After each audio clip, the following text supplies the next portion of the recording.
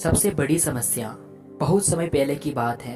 एक महाज्ञानी पंडित हिमालय की पहाड़ियों में कहीं रहते थे। लोगों के बीच रहकर वह थक चुके थे और अब ईश्वर की भक्ति करते हुए एक सादा जीवन व्यतीत करना चाहते थे। लेकिन उनकी प्रसिद्धि इतनी थी कि लोग दुर्गम पहाड़ियों, सकरे रास्तों, नदी झरनों को पार करके भी उनसे मिलना चाहते थे। उनका मानना था कि यह विद्वान उनकी हर समस्या का समाधान कर सकता है। इस बार भी कुछ लोग ढूंढते हुए उसकी कुटिया तक आ पहुंचे। पंडित जी ने उन्हें इंतजार करने के लिए कहा। 3 दिन बीत गए। अब और भी कई लोग वहां पहुंच गए।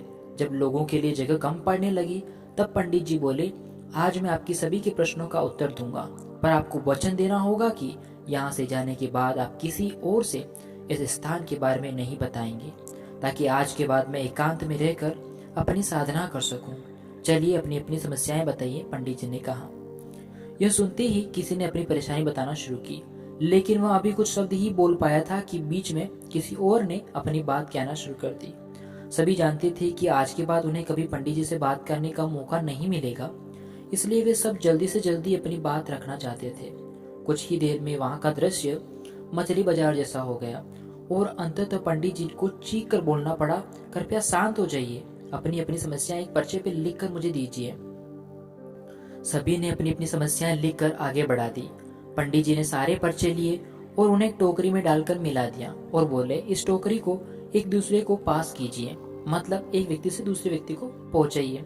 हर व्यक्ति एक पर्ची उठाएगा और उसे पढ़ेगा। उसके बाद उसे निर्णय लेना होगा कि क्या वो अपनी समस्या दूसरी समस्या से बदलना चाहता है। हर व्यक्ति एक पर्चा उठाता है, उसे पढ़ता है और सहम सा जाता है। एक एक करके सभी ने पर्चियां देख ली, पर कोई भी अपनी समस्या के बदले किसी और की समस्या लेने को तैयार ही नहीं हुआ। सबका यही सोचना था कि उनकी अपनी समस्या चाहे कितनी बड़ी क्यों ना हो, बाकी लोगों की समस्या से जितनी गंभीर नहीं है। 2 घंटे बाद सभी अपनी अपनी पर्ची हाथ में लिए लौटने लगे। वे खुश थे कि उनकी समस्या उतनी बड़ी भी नहीं है जितना कि वो सोचते थे। फ्रेंड्स, दोस्तों, ऐसा कौन होगा जिसकी लाइफ में एक भी प्रॉब्लम ना हो। हम सभी के जीवन में समस्याएं हैं। कोई अपनी हेल्थ से परेशान है तो कोई लैक ऑफ वेल्थ से, कोई पैसे से परेशान है। हमें इस बात को एक्सेप्ट करना चाहिए कि लाइफ है तो छोटी बड़ी समस्या आती ही रहेगी।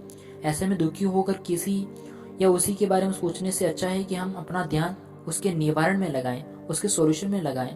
अगर उसका कोई सॉल्यूशन नहीं ना हो तो अन्य प्रोडक्टिव चीज़ों पर अपना फोकस करें। हमें लगता है कि सबसे बड़ी समस्या हमारी ही है, पर यकीन जानिए इस दुनिया में लोगों के पास इतनी बड़ी बड़ी प्रॉब्लम्स हैं कि हमारी तो उनके सामने कुछ भी नहीं है। इसलिए ईश्वर ने जो भी हमें दिया है उसके लिए थैंकफुल रहिए, ईश्वर को धन्यवाद दीजिए और एक खुशहाल जीवन जीने का प्रयास करिए। थैंक यू, धन्यवाद।